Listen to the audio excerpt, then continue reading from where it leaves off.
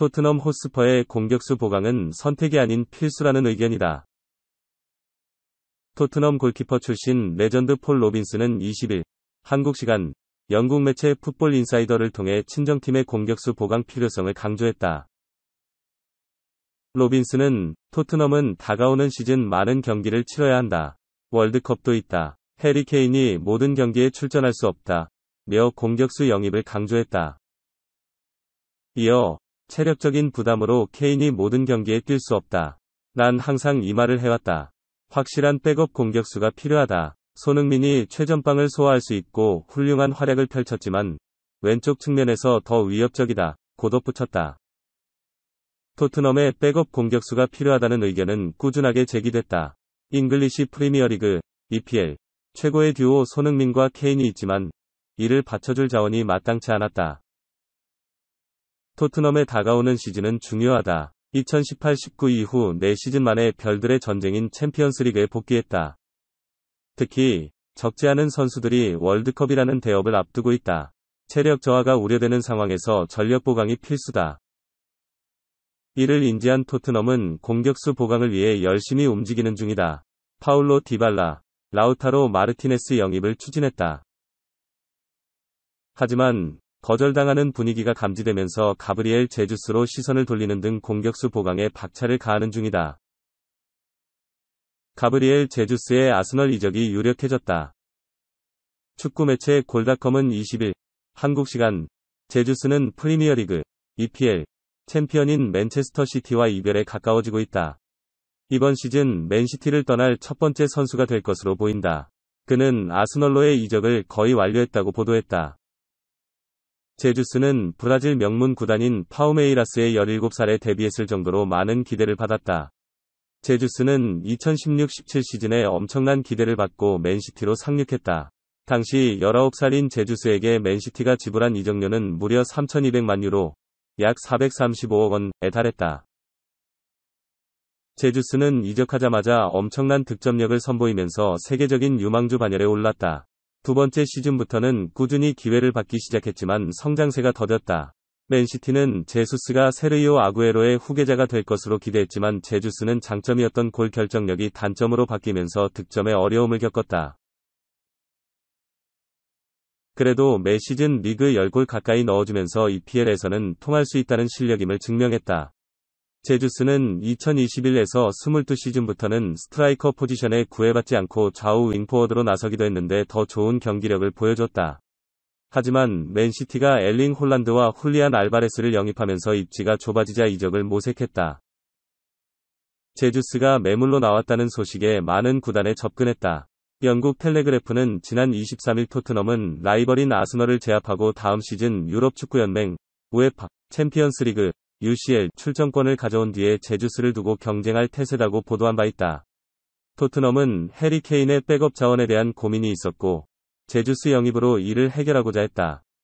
그 사이 로멜로 루카쿠를 보내려는 첼시마저 영입전에 합류했다.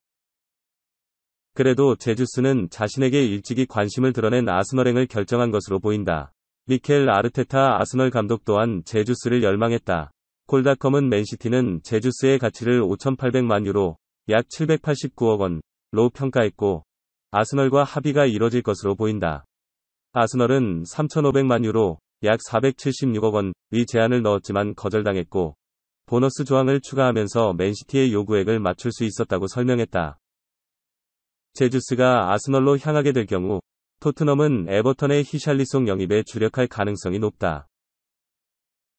그라니트 자카를 팔아야 한다는 주장이 나왔다.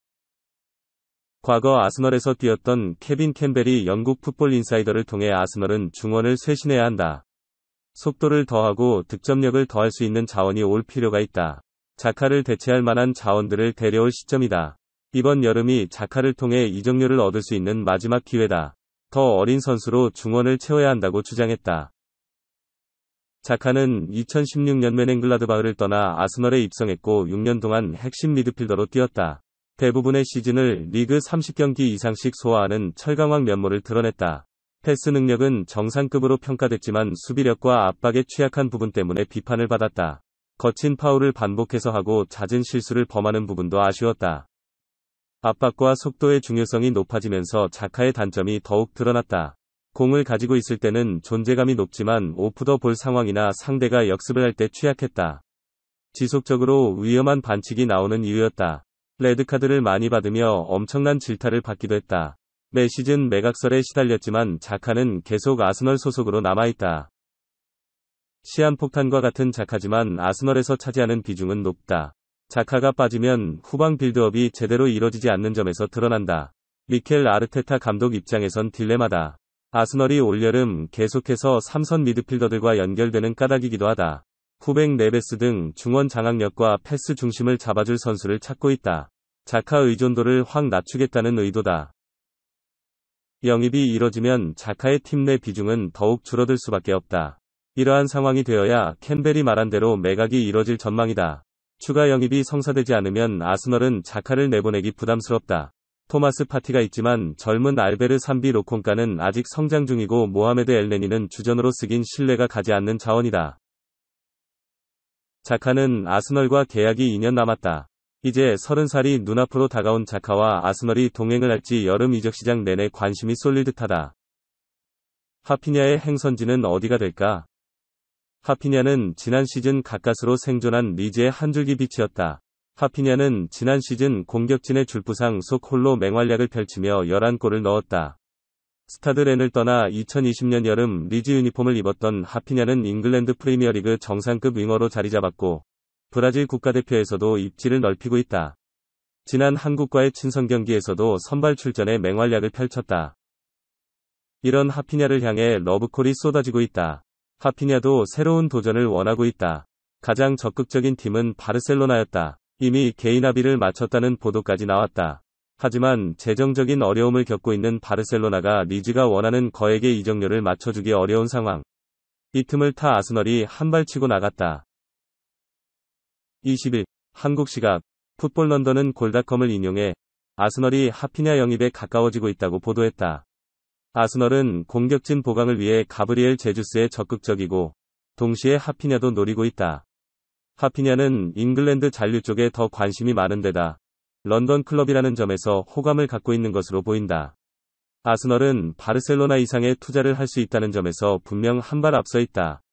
아스널뿐만 아니라 토트넘도 하피냐를 원하는 것으로 알려졌다. 현재 하피냐의 에이전트는 과거 바르셀로나, 첼시 등에서 뛰었던 데쿠다.